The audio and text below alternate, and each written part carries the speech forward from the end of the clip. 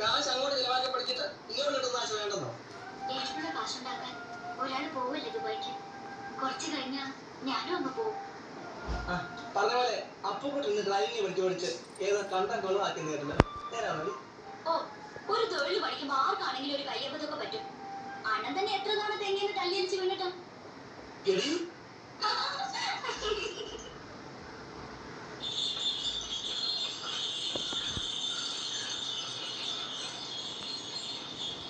പാത്രം നല്ലപോലെ പിടിച്ച് ഇത് ഞാൻ മൂട്ടി തുളയുള്ള തച്ചിയാണ്.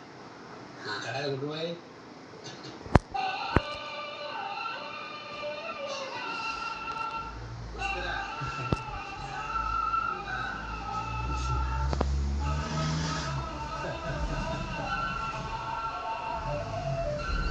സഭയിൽ ഒറ്റപ്പാട് അന്യനാട്ടിൽ